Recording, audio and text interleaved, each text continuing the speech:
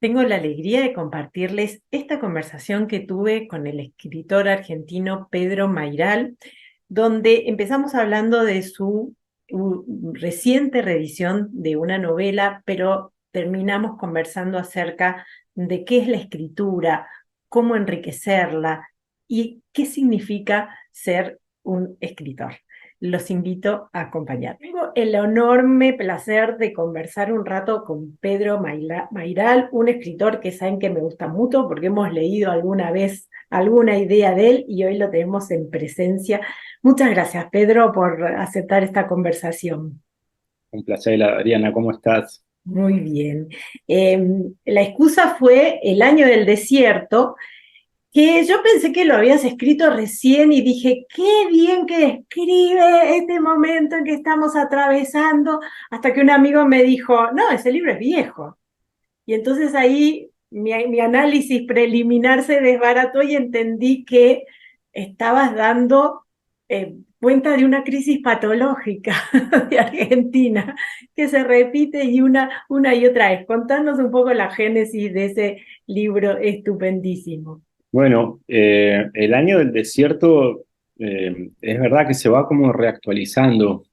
Es un libro que, desgraciadamente, porque uno quisiera que no sucediera eso, ¿no? Que no suceda, porque la verdad es que ves a la Argentina cayendo en unos ciclos así distópicos y, y duele siempre eso, ¿no?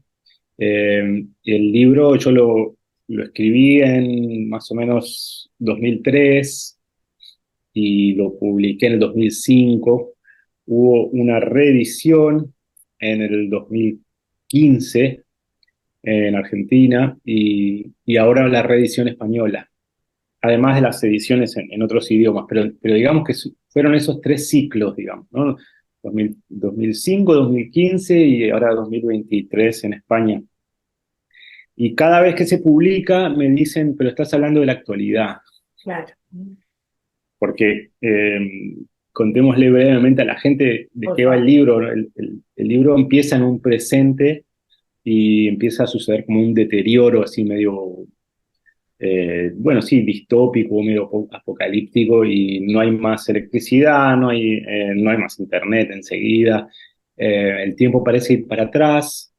Los pastizales de la periferia avanzan sobre la ciudad se va replegando y va retrocediendo en el tiempo hasta ser la pequeña aldea que fue en su fundación, ¿no? Y todo esto es vivido por los personajes como simplemente como la crisis, cuando se vive en crisis, ¿no?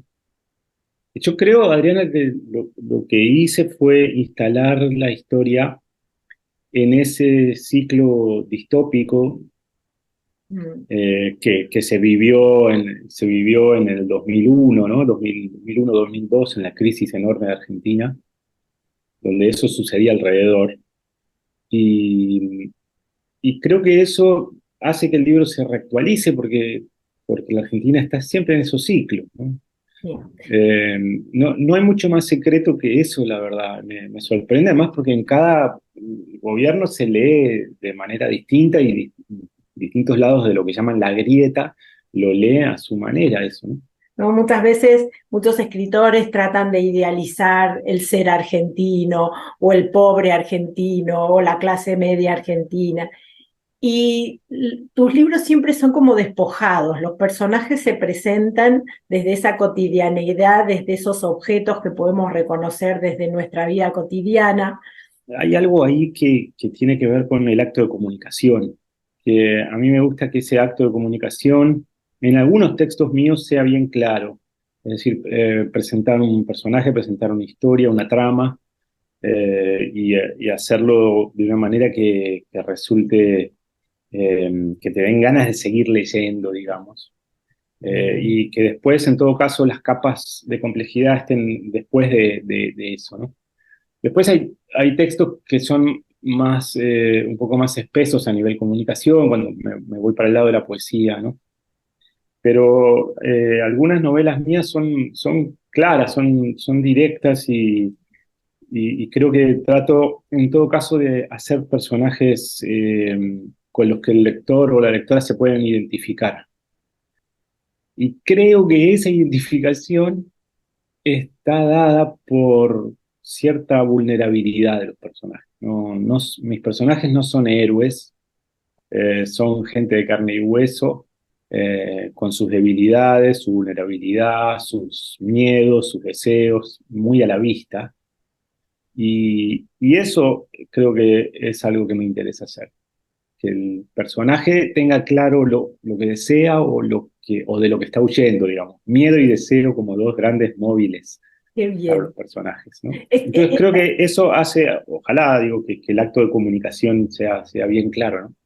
esta María es en alguna medida una heroína, pero también una no heroína que resignifica mucho de nuestros mitos de pasado, porque en este viaje hacia atrás en la historia, o sea, en el libro contemos también, en un año ella va en una caída hacia todos los lugares comunes de la historia argentina y muestra una forma muy alejada de esos héroes patriotas que tenemos en el imaginario escolar. ¿De qué se Sí. trató esa búsqueda? Intenté que la historia estuviera contada bastante desde, bueno, primero desde la figura de una mujer, segundo de la vida cotidiana, ¿no? No tanto el campo de batalla, sino Mm, cómo repercute la historia, pero en los hogares. Me acuerdo de haber estudiado bastante esos años la historia de la vida privada, ¿no? Y también cómo cambió la vida de las mujeres en el siglo XX, porque yo me di cuenta en un momento que si yo hacía un personaje masculino, se moría en capítulo 2 en la primera batalla o guerra civil, o tenía que ser un eterno desertor, que también era un personaje interesante, un poco a lo Martín Fierro, pero sentía que eso estaba más hecho. En mm, cambio, una mujer, si iba a ir del tiempo para atrás, toda esa evolución que hubo en cuanto a derechos, eh, iba a ir para atrás. Entonces, como una mujer del siglo XXI, digamos, vivía una sensación de deterioro y de pérdida de derechos. Hasta en un momento incluso ella dice que quiere ir a votar y le dicen, no, las mujeres ya no votamos. Y ella pregunta, ¿por qué? Y le dicen, bueno, porque no tenemos libreta de enrolamiento del ejército. Y esa era un poco era la mentira, digamos, el truco por el cual no era tan requerido el voto femenino por las mujeres porque les parecía que era imposible, porque, no, si no peleás en la guerra no votás, ¿no? Entonces, todo este acto de volver visibles cosas que eran invisibles, eh, yo decidí que era mejor contarlo desde esa perspectiva. Y entonces, bueno, antiguamente las mujeres, la mayor causa de muerte era al dar a luz. Así que si yo lograba que mi personaje no quedara embarazada, más o menos iba a poder pasar por todas esas grandes peripecias históricas que le puse. Pero creo que es una heroína, María, pero a su manera, una heroína que está tratando de adaptarse todo el tiempo. Su superpoder, en todo caso, es adaptarse a distintas situaciones.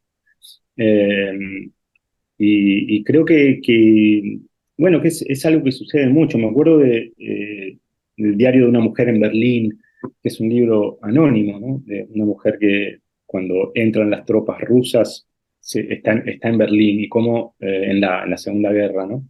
Y cómo ella se va adaptando a toda la distinta gente que cae. Viene gente con caballos y vacas a las calles de Berlín, ¿no? Eh, y ella se tiene que ir adaptándose a esos generales, capitanes, soldados que vienen. Y eso es un libro real. Y creo que ahí instalé un poco el personaje de María. Ese heroísmo de ella, en todo caso, es tratar de sobrevivir en ese ámbito hostil. Además me parece un manifiesto feminista en el sentido menos esperado, ¿no? Porque de pronto también meterse en la piel de las mujeres en esa época también te muestra que había un heroísmo y una pelea y una valentía más allá de la supuesta anacrónica mirada, ¿no? De que no tenían derechos o de que no lo hacían. Eh, los La otra cosa que me parece también muy desfachatado es el tratamiento de los salvajes, justamente en una época en donde los indios, los aborígenes en Argentina se romantizan, ¿no? Y se piensan como seres desprovistos, que los que se avanzó. De pronto, esa puesta en escena que recuerda mucho al Entenado también, ¿no? Ujú. De las tribus que habían vivido en nuestro territorio. ¿Cómo se te ocurrió eso? ¿Fue una inspiración del libro de saber? Mira, está buenísimo que menciones ese libro, Adriana, porque es un libro que me gusta mucho, El Entenado de A Saer. mí también es uno de mis favoritos, sí. De él inventa una tribu ahí serían como los Colastiné, ¿no? En la zona de Santa Fe, y les pone una profundidad filosófica a esa tribu, ¿no? Todo el acto de canibalismo que hacen y demás tiene un trasfondo filosófico, ¿no? Eh, También Aira es bastante irrespetuoso con eso, y de pronto hay tribus donde los indios hablan de lingüística, ponele, ¿no? Entonces, eh, Bueno, tus indios hablan un guachiturro ahí bastante. sí, yo mezclé todo, ¿no? Hice una gran mezcla, y además inventé grupos, ¿no? No hay ninguno que sea real, ¿no? Pero ya si lees Mansilla, por ejemplo, y cómo los caciques, Mariano Rosas, por ejemplo, eran letrados, y leían el diario y escondían pilas de diarios bajo tierra para después recuperarlos, para tener archivos de cosas. Entonces, ya la Argentina es así. La Argentina es un cruce muy raro, porque esos indios letrados quizá eran como intelectualmente más avanzados que mucho de lo que llamaron el malón blanco, digamos, ¿no? El malón blanco que avanzó, ¿no? Se habla del malón indio, pero existía ese malón blanco también, ¿no? Ujú. Entonces, creo que yo no invento mucho, es decir, me pongo en un lugar de disparate, si querés, pero ese disparate tiene una raíz profundísima en la Argentina. Sí, Eh, total, me parece porque también aparece La Cautiva, otro gran libro de la literatura, con esta María pelirroja con sus vestimentas desgarrada, observando. Digamos, aquí sí, la cautiva es la testigo, creo que también ese es un dar vuelta el cuento. sí, sí, totalmente. Visito varios lugares de la literatura argentina, incluso hay algunos cameos, así si fuera una película, hay como cameos de otros libros, ¿no? Aparecen en el fondo pedacitos de una excursión a los indios ranqueles, algún personaje perdido de Martín Fierro, algún personaje por ahí de Echeverría, incluso pasan por el fondo los hermanos Nelson de La Intrusa. Entonces me interesaba crear un espacio literario eh, que es una Argentina hecha de literatura, digamos. Es decir, que el espacio es más el espacio de la literatura que el espacio de la Argentina. Es un espacio de la literatura argentina. Entonces, si un personaje pasa por un determinado lugar donde sucedió algo en la literatura argentina, atraviesa esa escena, o cuando acaba de suceder esa escena, Sí. ¿no? Y eso lo hago bastante en Buenos Aires, pero también en la zona así más rural. Y del desierto pampeano, ¿no? Sí, eso me divirtió mucho. Y creo que son guiños que, si se entienden bien, es un guiño para el que leyó ese pedacito de Casa Tomada de Cortázar y qué sé yo. Y si no se entienden, no importa. No importa porque no hace a la historia, ¿no? Y no olvidemos uno de los más bellos géneros de la literatura contemporánea, que son los manuales de instrucciones de los electrodomésticos, que Sí, aparece así como al pasar, también hacen un cameo y también muestra es como el guiño pareciendo, ojo que esto no está pasando en el siglo XIX, esto Sí. está pasando acá en el siglo XXI. ¿Y qué pasó con la repercusión? Eh, Ahora que se lee en España y hay booktubers que la comentan, a diferencia del 2005. Bueno, lo que noto es que esa especie de distopía del libro no es solo Argentina, Mm. trasciende lo argentino y estamos todos viviendo una sensación medio apocalíptica eh, que se transmite constantemente, desde el calentamiento global, digamos, la guerra en Ucrania, es decir, un montón de cosas que se van viviendo cerca, Mm. ¿no? Cerca. Ustedes en España lo vivirán más cerca, incluso lo de Ucrania, que nosotros en Argentina, pero esa sensación de fin del mundo está atravesándonos a todos y bueno, entonces eso hace que el libro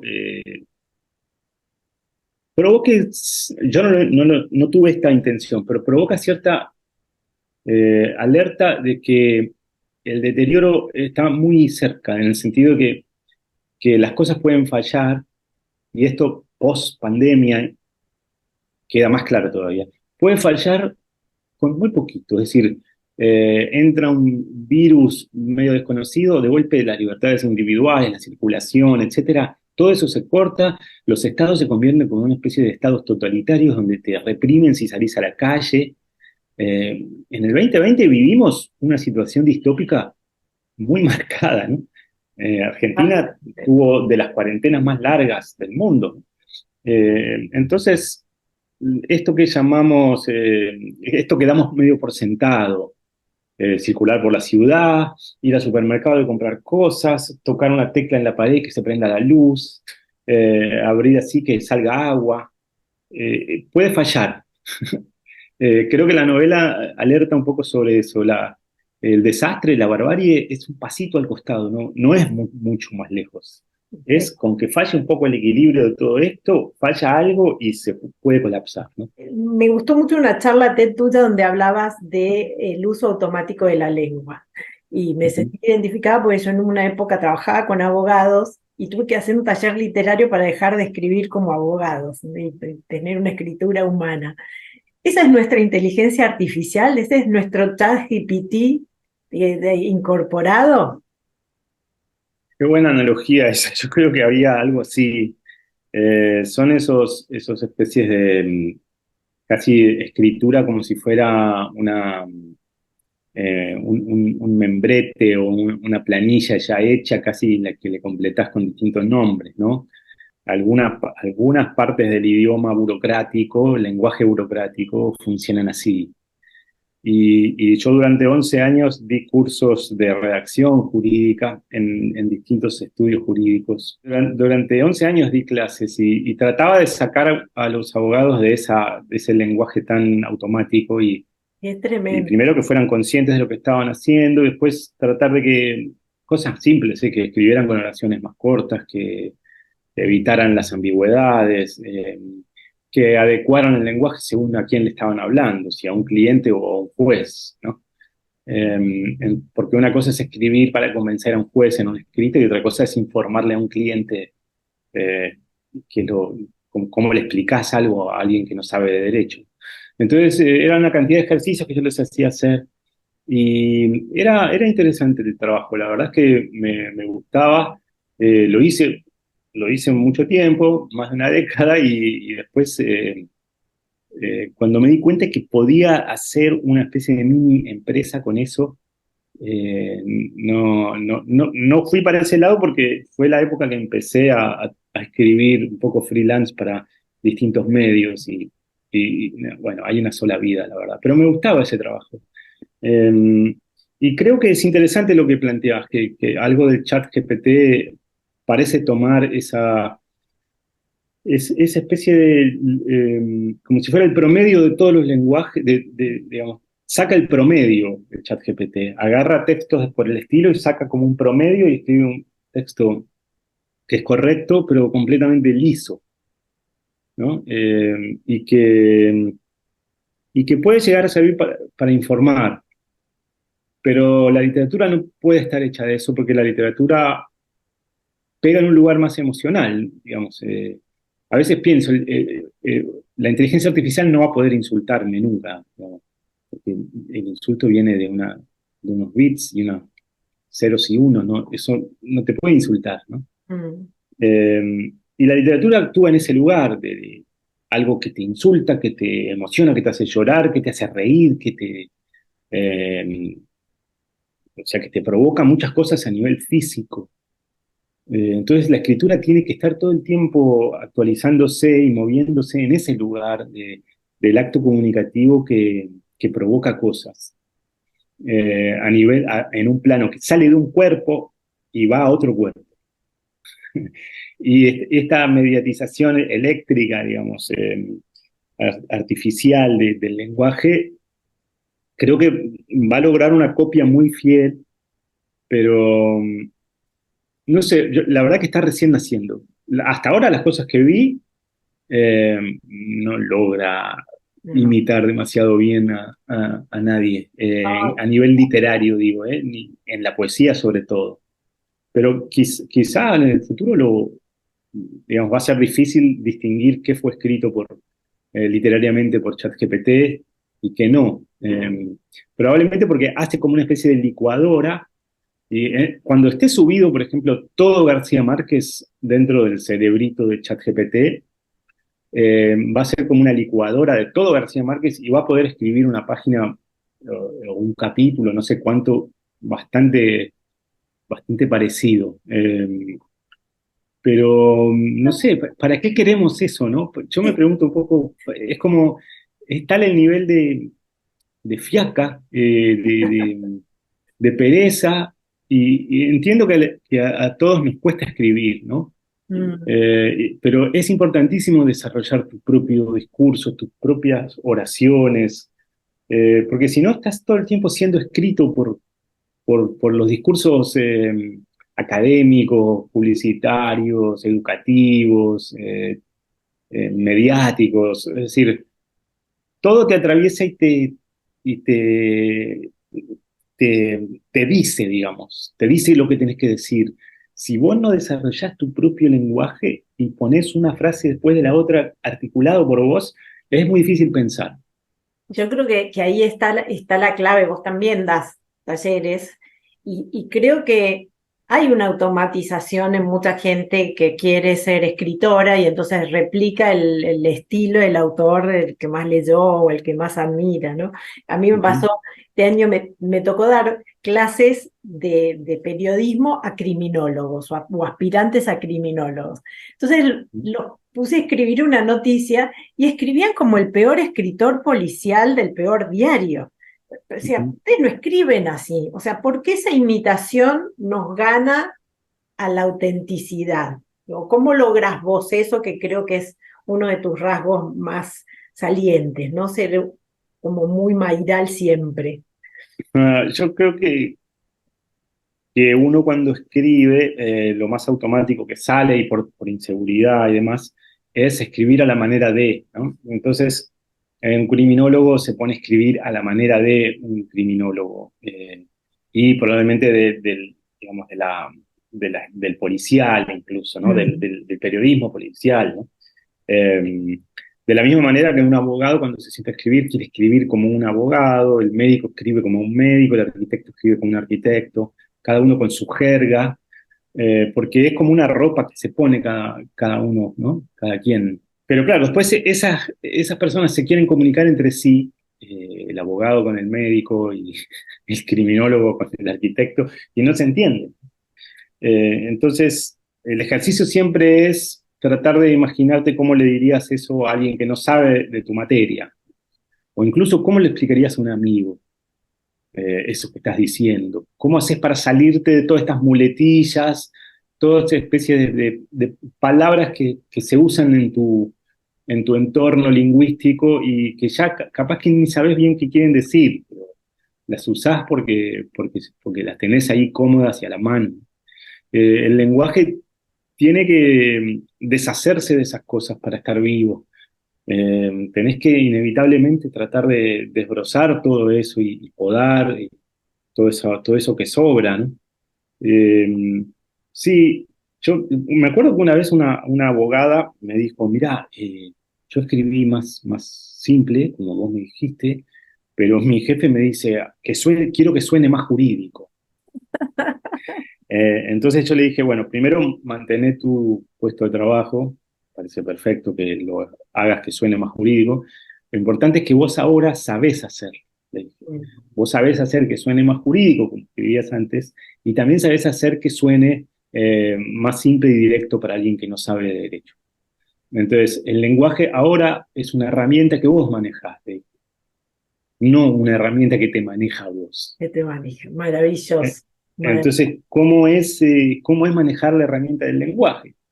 Es básicamente sentarte a mirar esas palabras y preguntarte qué estás haciendo, qué es esto que digo, Eh, qué son estas palabras que estoy usando, cómo se puede decir de otra manera. Creo que es simplemente ser conscientes del lenguaje, ¿no? Creo que es simplemente eso.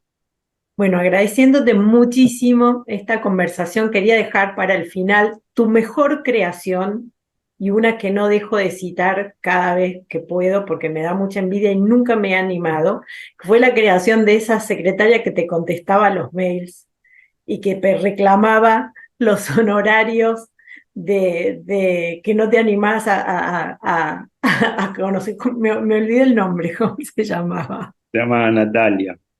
Sigue viva, mantiene su puesto de trabajo. Ese fue mi chat GPT, ¿no? Antes de que se inventara. Sí, esa fue una secretaria que me inventé porque me di cuenta de que cuando yo contestaba había mucha extorsión emocional a veces, porque me conocían, etcétera, para los pagos, ¿no? Pero cuando me inventé un asistente que por supuesto solamente contestaba vía mail y era muy efectiva y además yo decía que era yo mismo, pero como que me sentaba más derecho y tenía una sintaxis así muy Te directa tomaba, Natalia. y, y era muy efectiva. Era muy efectiva, me querían meter más gente dentro de los cursos, ¿viste? Cuando te quieren embromar un poco y Natalia contestaba muy perfectamente que no, que en todo caso se podía desdoblar el curso en dos, preguntaba por los pagos, cuándo estaba el pago y enseguida le contestaban, ¿no? Mucho más eficientemente que a mí. Incluso yo era más eficiente en ese desdoblamiento de la comunicación de trámites, etcétera, ¿no? Qué bien. Sí, fue buenísimo eso, pero después como me suele pasar con todo seudónimo, se termina pinchando o alguien me levanta la máscara, ¿no? Sí, además lo Como, contaste en un libro y ya todos sabemos. Ahora sí, ya todos sabemos. que conteste una mujer desde tu cuenta, decir, ¿será una invención o será Mayra? Sí, sí, es mi gran maldición esa, ¿no? Que uso mi propia vida para escribir y todo el mundo sabe todo. Sí, quedo constantemente así develado, pero bueno, es así, ¿qué voy a hacer? En ese momento funcionó muy bien, me vino muy bien eso y hasta me sirvió a mí para pensar un poco cómo es esto de ser escritor. No es solamente estar escribiendo mis textos frente a la página en blanco, es una otra cantidad de cosas que incluso este encuentro que estamos teniendo ahora tiene que ver con eso también. Totalmente. Es decir, que te comunicás, tenés que organizar una cantidad de actividades que hay gente que lo sabe hacer mejor, supongo. A mí me cuesta administrar mi tiempo. Y ese personaje que yo me había inventado era una gran defensora de mi tiempo. Bueno, en honor a Natalia, no te robamos más. Muchas gracias por esta conversación, Pedro. Muchos éxitos con esta nueva reedición y espero verte pronto en Buenos Aires. Buenísimo, Adriana, muchísimas gracias y ojalá les siga gustando el libro en España. Si llegaron hasta acá, es que les encantó, como a mí, la conversación. Así que los invito a suscribirse al canal porque saben que tenerlos en la comunidad nos ayuda a saber qué ven, qué les gusta y escucharlos acerca de qué les gustaría que tuviéramos. Muchas gracias.